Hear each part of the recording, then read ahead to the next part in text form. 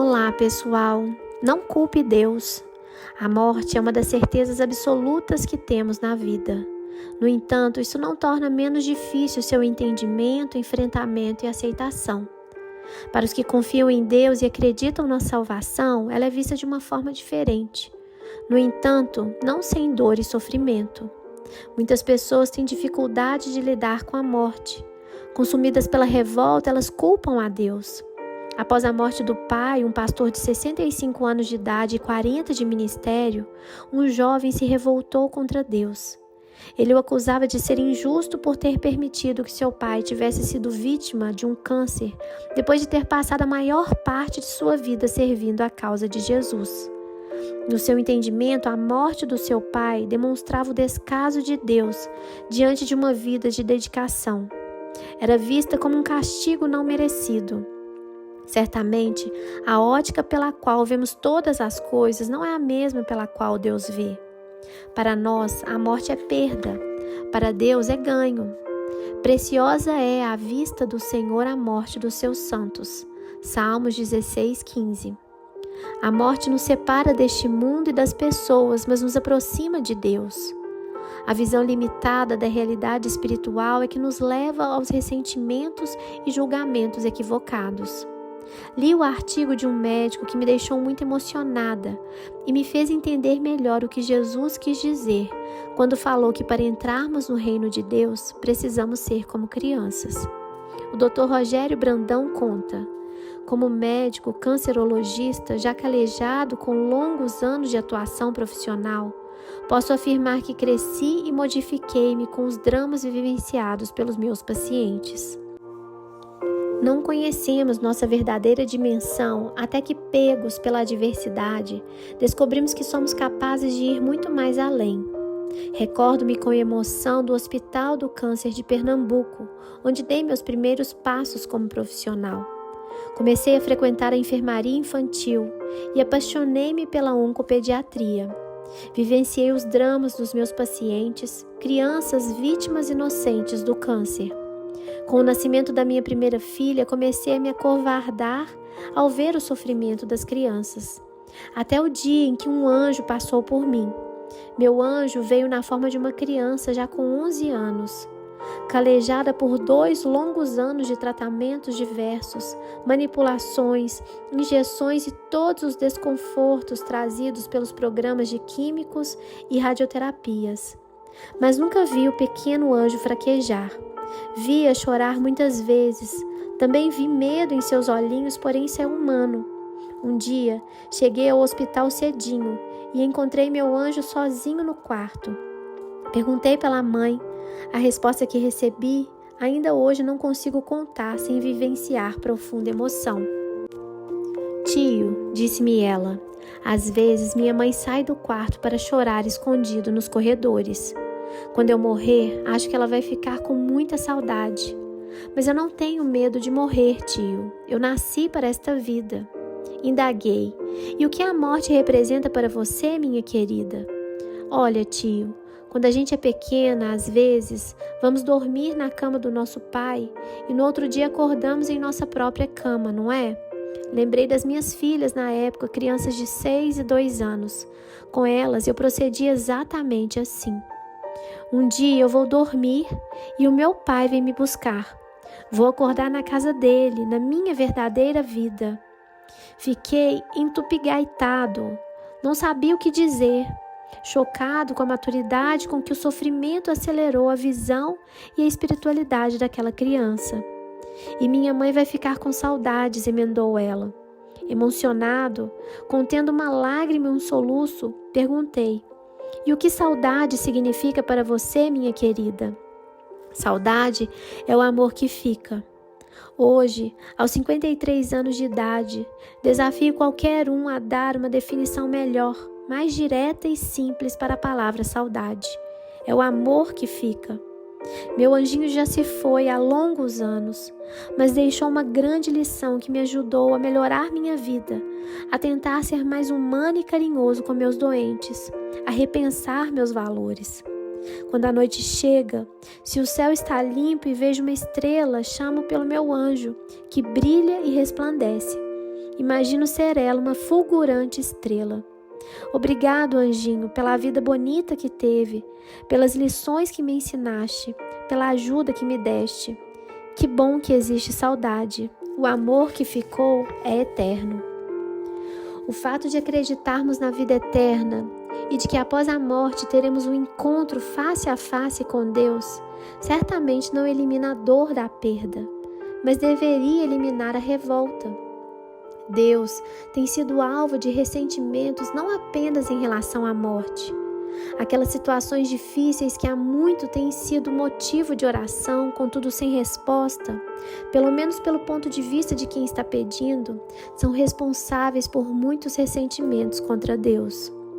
Já ouvi muitos relatos carregados de raiva, dizendo que Deus pode, que para Ele basta uma palavra para mudar as circunstâncias, mas Ele não faz simplesmente porque não quer.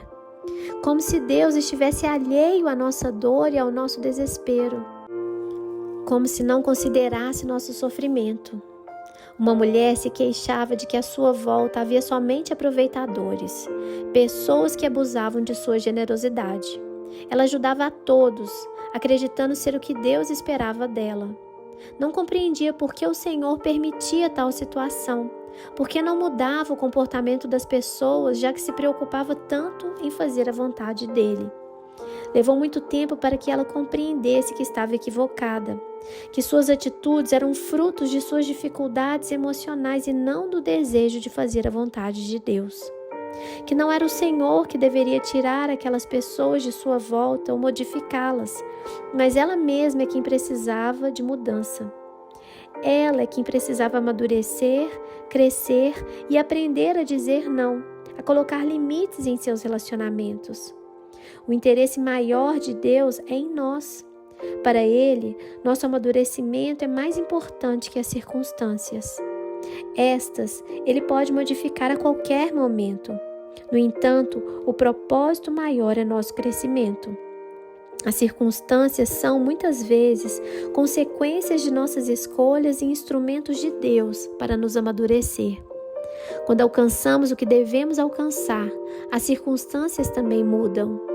Oramos, jejuamos e clamamos a Deus por algo novo, um relacionamento, um emprego, uma aprovação em um concurso, enfim.